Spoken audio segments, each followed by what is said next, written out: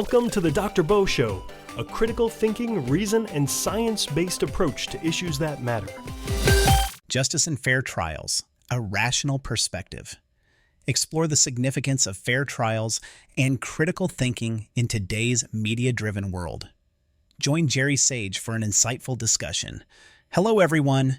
This is Jerry Sage, your host for this episode, filling in for Dr. Bennett. Today, we're diving into a topic that seems to polarize America more than pineapple on pizza: the concept of justice, particularly as it relates to high-profile figures like Donald Trump. Now, before you hit the pause button, hear me out.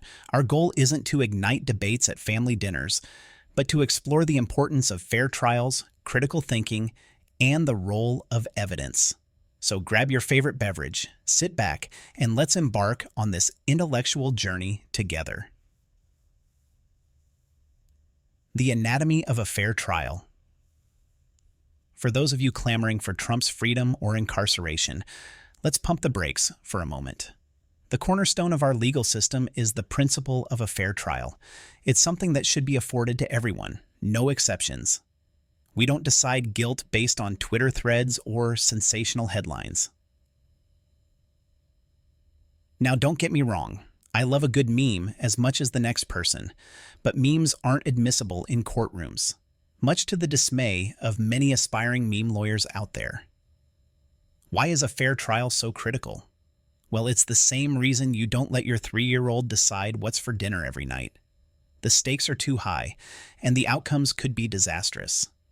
We rely on trained professionals, judges, lawyers, and juries to sift through the evidence, apply the law, and come to a reasoned conclusion. Justice isn't a popularity contest, and thank goodness for that. Media versus courts. A battle of evidence.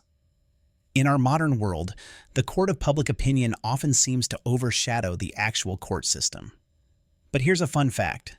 The standards of evidence in a court of law are vastly different from those in the media. For instance, a court wouldn't accept an email from a self-proclaimed time traveler as evidence, no matter how compelling it might be.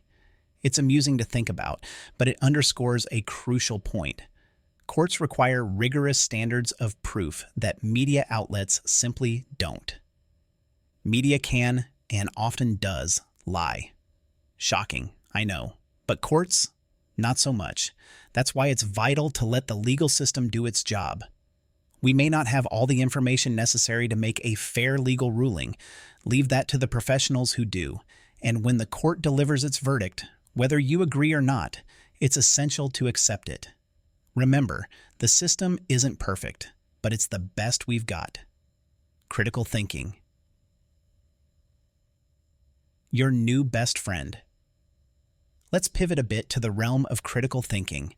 In an age where information is as abundant as cat videos on the internet, how do we discern what's credible? The answer lies in nurturing our critical thinking skills. This isn't just for armchair detectives or aspiring philosophers. It's for everyone. By honing these skills, we can better evaluate the information we're bombarded with daily. So how do we do this? Start by questioning the sources of information. Is the source reputable? Is there evidence to support the claims made? Are there biases that could color the information presented? Consider these questions as your mental checklist for navigating the information superhighway. Wrapping it up. In closing, let's not let mob mentality rule our understanding of justice. Instead, let's champion fair trials and critical thinking.